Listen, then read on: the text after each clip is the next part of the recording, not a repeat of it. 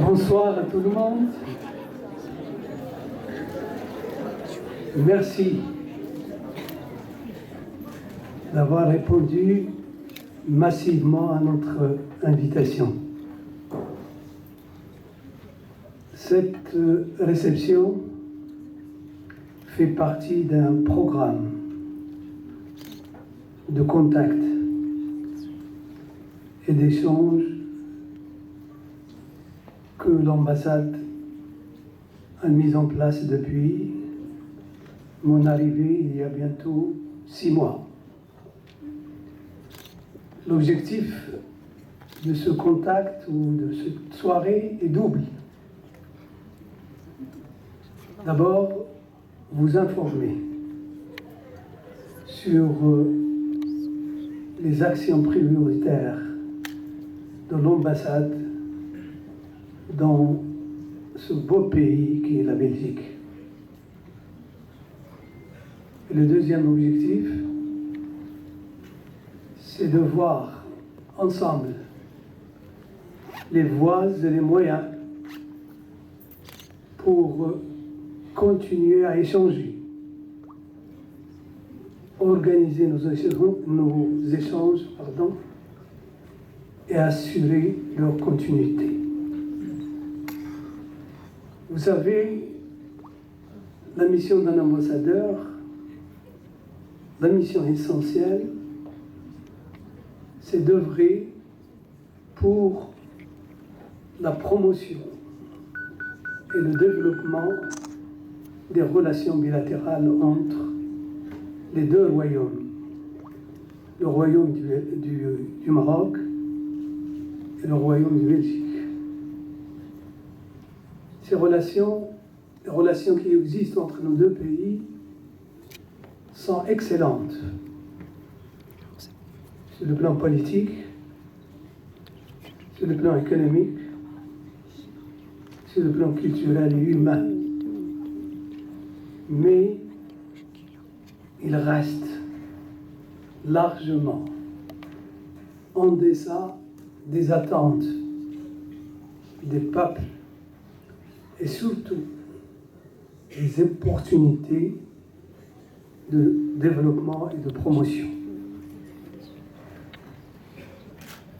Cette mission de renforcer les échanges entre le Maroc et la Belgique incombe au premier lieu à l'ambassadeur et à l'appareil diplomatique d'une manière générale.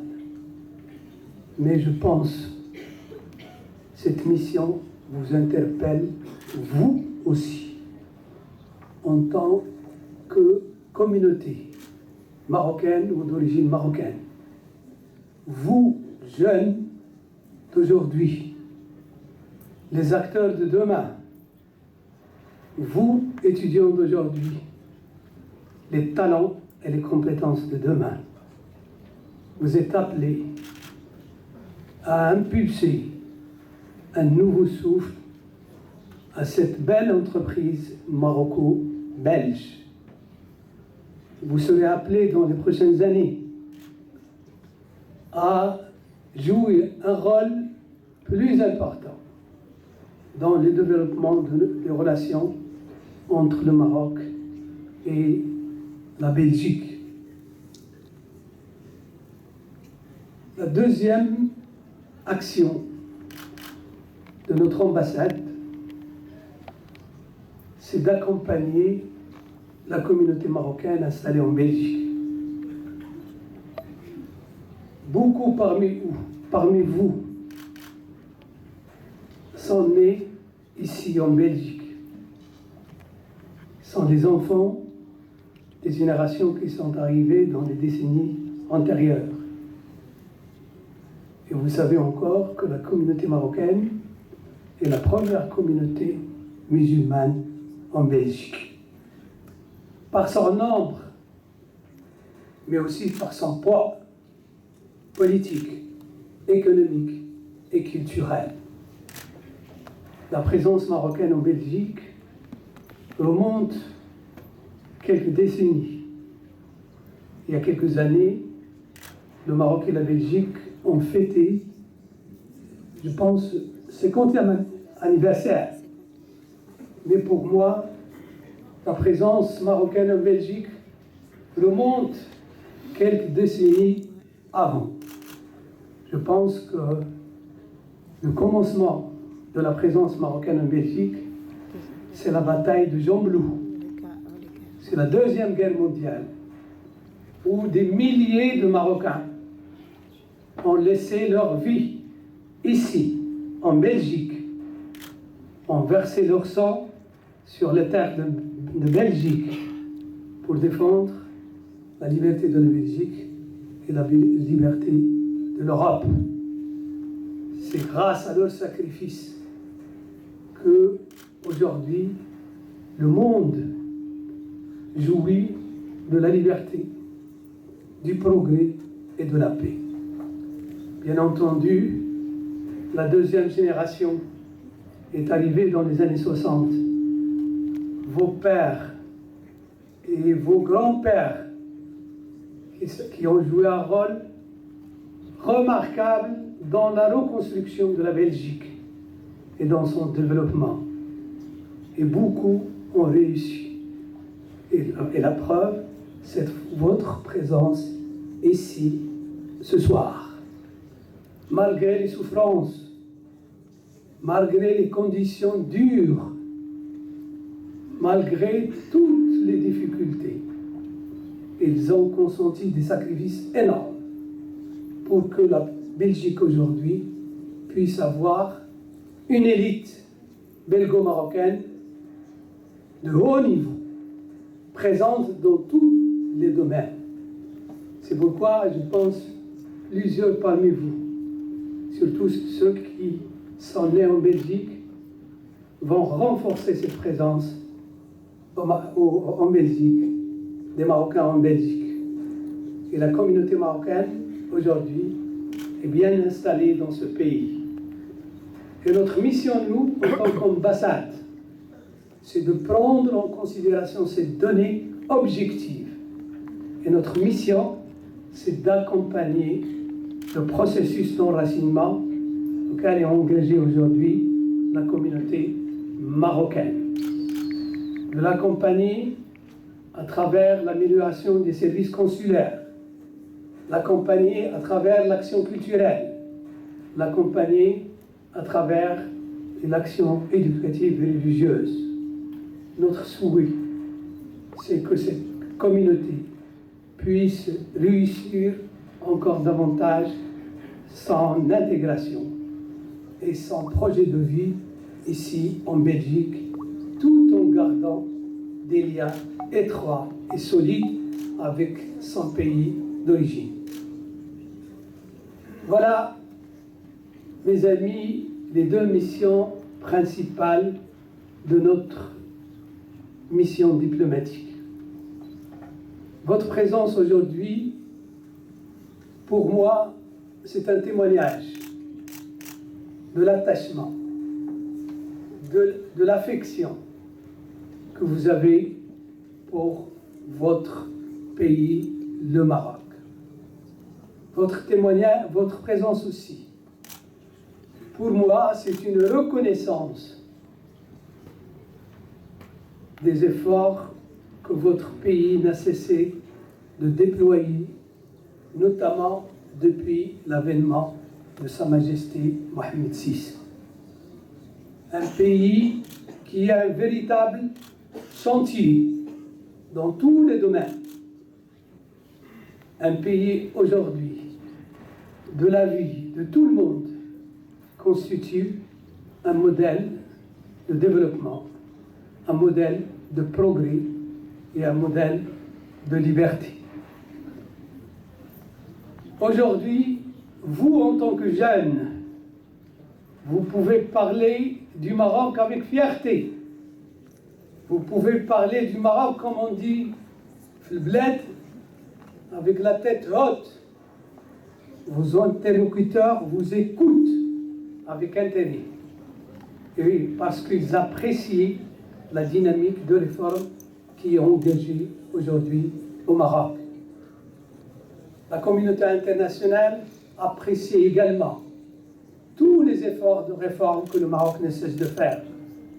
Moi-même, ici en Belgique, depuis quelques mois, j'ai pu vérifier cette reconnaissance.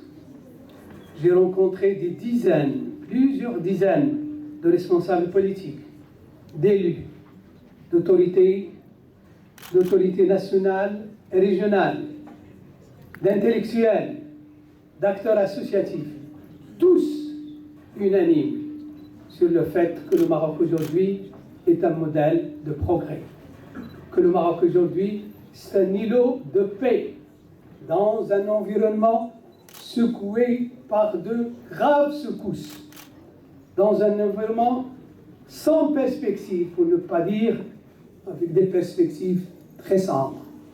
Le Maroc aujourd'hui est un modèle. C'est pourquoi, mes amis, il n'est pas inutile ce soir de vous rappeler dans quelques minutes les grandes évolutions de votre pays, les grandes évolutions qui font aujourd'hui du Maroc un pays modèle, les grandes évolutions qui donnent à l'exception marocaine de la consistance et de la force. C'est pourquoi je voudrais résumer cette évolution du Maroc depuis l'avènement de Mohamed VI dans quelques éléments. Et je dirais en deux mots que le Maroc de Mohamed VI s'est réconcilié avec lui-même. D'abord, il s'est réconcilié avec son histoire. Et je pense que vous êtes au courant, vous suivez ce que le Maroc a fait dans le domaine des droits de l'homme. Et pour vous donner un exemple, l'expérience de l'équité, de la réconciliation et de l'équité, qui a permis au Maroc d'initier un processus original, sans précédent, qui a permis au Maroc de regarder en face son histoire avec courage. Et le Maroc était le deuxième pays après l'Afrique du Sud qui a initié cette expérience qui consiste à reconnaître les violations qui ont été commises, mais à ne jamais les répéter, sans trop tarder. Je dirais que cette expérience a permis au Maroc d'atteindre deux résultats importants. Le premier résultat, c'est la reconnaissance des violations commises par l'État, par l'administration, mais aussi des violations commises par des acteurs politiques.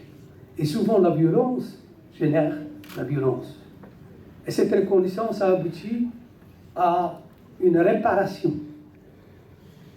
Ça a abouti à un dédommagement. Cette reconnaissance a permis la réparation à la fois des individus, mais aussi des territoires. Et le deuxième résultat important de cette expérience d'équité et de réconciliation, c'est les recommandations qui ont été formulées pour la réforme de la justice, pour que jamais l'expérience de violation ne se répète au Maroc. Et tous ces principes, ces recommandations de l'instance équité et réconciliation ont été consacrés dans la nouvelle constitution en 2011. Et de l'avis de beaucoup de monde, et surtout les gens qui apprécient les choses d'une manière objective. Aujourd'hui, le Maroc, en matière des droits de l'homme, c'est un modèle. Je ne suis pas en train de dire que nous sommes un paradis en matière de droits de l'homme. Il y a des insuffisances, il y a des lacunes, il faut les reconnaître. Mais la dynamique d'ensemble, c'est une dynamique irréversible. Et c'est une dynamique qui est portée par toutes les forces vives du royaume et à leur tête, Sa Majesté Mohamed VI. La deuxième réconciliation que le Maroc a engagée depuis l'avènement de Sa Majesté Mohamed VI, c'est la réconciliation avec ses cultures. Vous savez, en matière de civilisation et de culture, le Maroc est une sorte de rivière, d'un fleuve, où convergent beaucoup d'apports et d'affluents. fluent amazigh, fluent arabe, l'apport de l'islam, l'apport hébraïque, l'apport africain, andalou, méditerranéen, européen. Et tout au long de son histoire, la force du Maroc, c'est sa capacité à gérer cette diversité culturelle, ethnique, civilisationnelle et religieuse. Donc le Maroc de Mohamed VI a initié des chantiers importants. Je citerai deux en matière culturelle qui me semblent remarquables. Le premier chantier, c'est la reconnaissance de la langue et de la civilisation amazigh comme composante essentielle de notre civilisation et de notre société. La création de l'Institut royal de la culture amazigh, la reconnaissance de la culture et de la langue amazigh comme langue nationale consacrée aujourd'hui dans la nouvelle constitution. Et le Maroc est aujourd'hui en train d'étudier les moyens pratiques pour l'introduction de la langue amazigh dans la vie de tous les jours, dans la vie économique et sociale et culturelle. La deuxième action en matière culturelle, vous avez dû le constater, c'est tout le travail qui a été fait pour la promotion des cultures régionales à travers les grands festivals aujourd'hui qui deviennent des références au niveau mondial. La musique, les musiques sacrées de Fès, Mawazine de Rabat, le festival de Gnawa, d'Agadir, et il y a énormément d'autres festivals. Donc,